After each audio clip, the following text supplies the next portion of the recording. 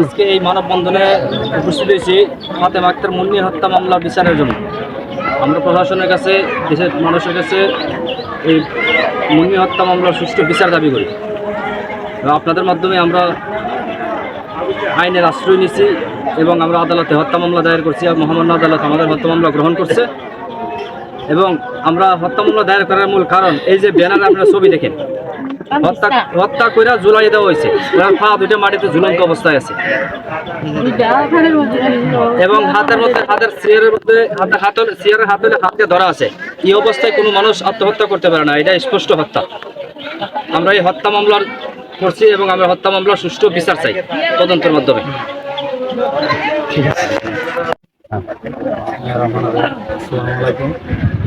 দেশবাসীর কাছে আমার যারা আছে সবার কাছে আমার সালাম। আর বিষয়টা হইলো আমার মামা তো বোন, সে এর ভাই গেছে আগে, সেকে নিয়ে গেছে ওর ভাই, এরপরে ওই ছেলেকে ওই নিচ্ছে ওইখানে দিন থেকে আয়া বিয়ে হয়েছে 2 মাস হয়েছে। আমার বোনকে এরা নিজের হাতে মাইরা এরপরে হত্যা করছে।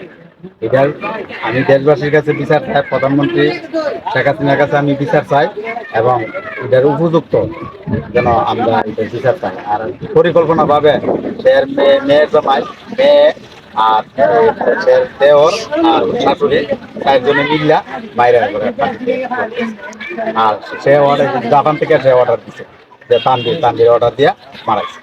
আপনার কেন মনে হইলো যে এটা পরিকল্পিতভাবে হত্যা? আমরা গিয়া যেটা দেখছি এখানে যে যেটা পাইছি, এই যে ট্যাংরা হেরসরাইয়া খাটের ভেতরে লাগিয়ে রয়েছে, এটা সম্পূর্ণ দেখে আমরা বুঝতে পারছি যে পরিকল্পনাভাবে আমরা বোনকে মেরে ফেলছি।